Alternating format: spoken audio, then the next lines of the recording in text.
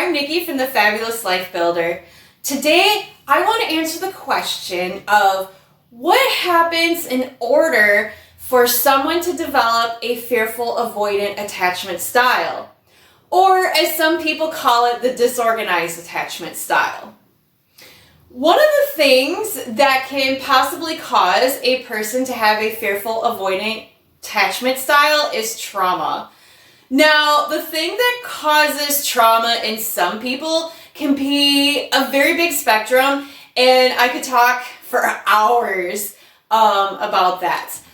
I think we should also keep in mind that what can cause trauma in an adult can be very different than what can create trauma in a small young child who is completely dependent on their caregivers to survive.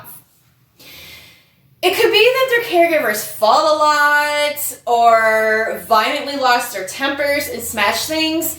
Maybe a caregiver comes and goes in and out of their life and the child has no idea if or when the caregiver is coming back. Caregivers could be nice one moment and not nice the other moment. Constant shifts and unpredictability in a small child can definitely cause trauma. Basically, anything that is not going to make the small child feel safe in their environment can cause trauma for them. This is also going to cause their nervous system to be high on alert. Most likely the person is going to develop a strong fight or flight response and can spend a lot of time in anxiety in that dysregulated nervous system. Chaos and inconsistency in a child's environment can also cause a fearful avoidant attachment style. And these are the things that a child is going to most likely interpret as trauma causing. A child doesn't know what's going to happen from one moment to the next moment, from day to day. The child might be playing and then everyone is laughing and then all of a sudden they're getting yelled at for playing.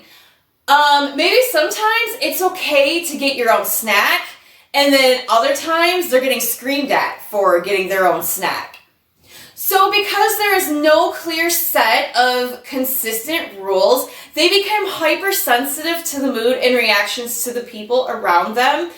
As that becomes their only indicator if the situation is safe or about to shift.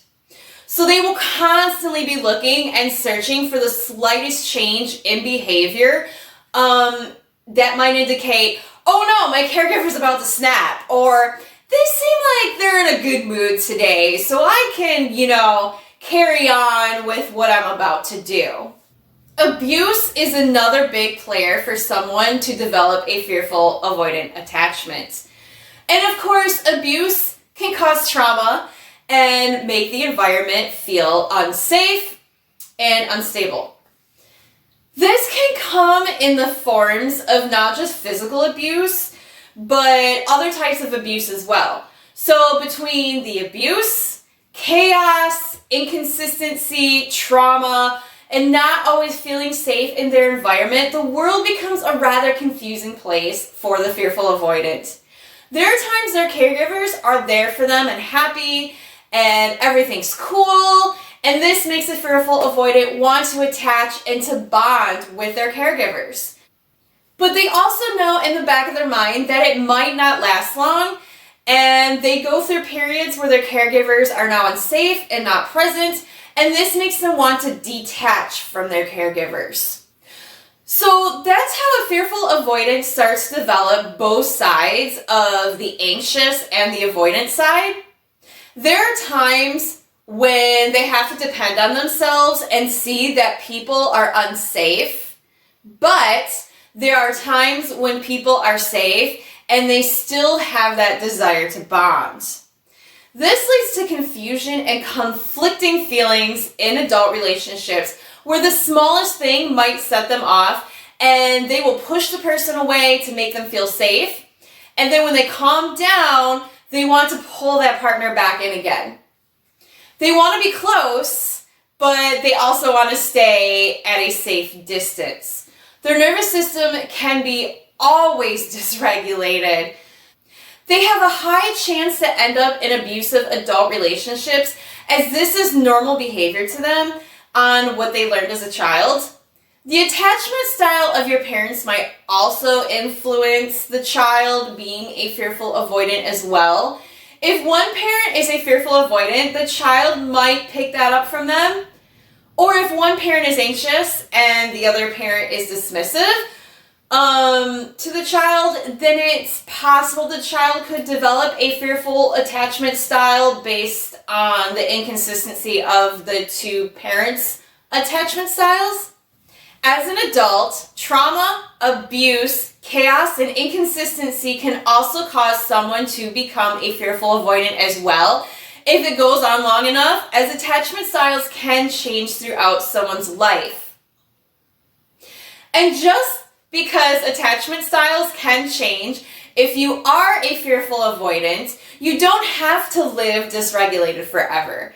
If you want to heal from the abuse, chaos, and trauma you went through and become secure and develop a secure relationship with yourself and others, you can find me and write to me on Instagram. I'm also on TikTok, and I do one-on-one coaching over on Patreon.